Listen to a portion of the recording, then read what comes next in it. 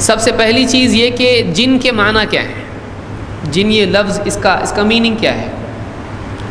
قرآن میں ابراہیم علیہ السلام کا قصہ جب اللہ نے بیان کیا سورہ الانعام میں، تو اللہ نے کہا فلما جن علیہ اللیل رأى کوکبا، جب رات نے ابراہیم کو ڈھانپ لیا، فلما جن علیہ اللیل، جن کا لفظ یہاں پر استعمال ہوا ہے، جب رات نے ابراہیم کو ڈھانپ لیا، رأى کوکبا تو ابراہیم علیہ السلام نے ایک ستارہ دیکھا۔ تو یہاں پر جن کا جو لفظ عربی زبان میں آتا ہے، اس کا مطلب ہوتا ہے ڈھانپنا، کسی چیز پر چھا جانا، چھپانا۔ رات جب آتی ہے ڈھانپ لیتی ہے تو ساری چیزیں کیا ہو جاتی ہیں؟ روشن ہوتی ہیں، اندھیرے میں آ جاتی ہیں، چھپ جاتی ہیں۔ تو جن کا لفظ جنہ سے ہے، جس میں چھپانے چھپنے کے میننگ پائے جاتے ہیں، اسی لیے آپ عربی زبان میں ڈھال کو جنہ کہا جاتا ہے۔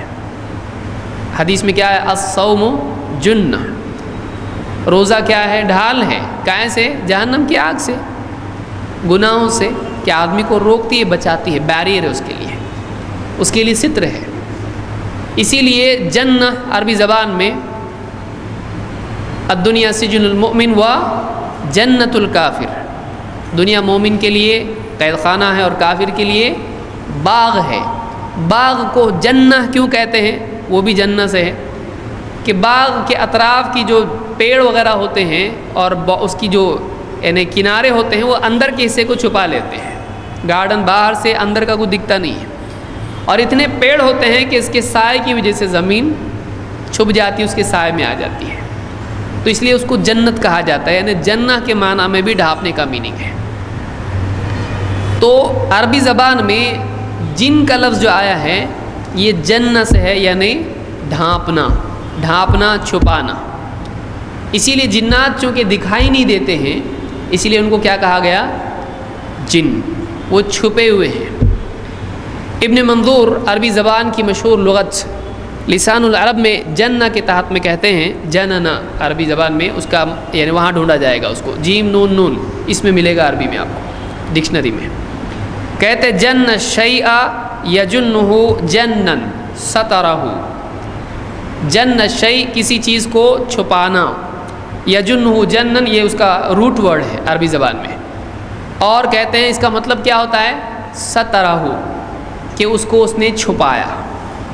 جن علیہ اللیل ای سترہ، فلاں پر رات جنہ اس نے کیا، یعنی رات نے اس کو کیا کر دیا؟ چھپا دیا۔ وبہ سمی الجن لاستتارہم واختفائہم عن الابصار، کہتے اسی لیے جنات کو جن کہا جاتا ہے کیونکہ وہ چھپے رہتے ہیں اور نگاہوں سے پردے میں رہتے ہیں۔ تو جن کو جن کیوں کہتے ہیں؟ اس لیے کہ جن چھپے ہوئے ہیں، دکھتے نہیں ہیں، اس لیے ان کو کیا کہا جاتا ہے؟ جن۔ قرآن میں بھی اللہ نے یہ بات کہی ہے، سورہ الاعراف میں آیت نمبر 27 میں اللہ تعالیٰ فرماتا ہے اِنَّهُ يَرَاكُمْ هُوَ وَقَبِيلُهُ مِنْ حَيْثُ لَا تَرَوْنَهُمْ،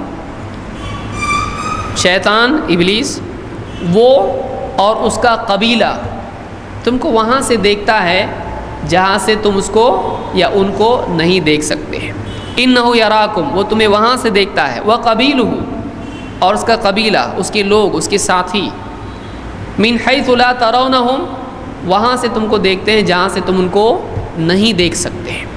تو جن کو عربی زبان میں جن اسی لیے کہا جاتا ہے اس لیے کہ وہ کیا ہے؟ ہم سے چھپا ہوا ہے۔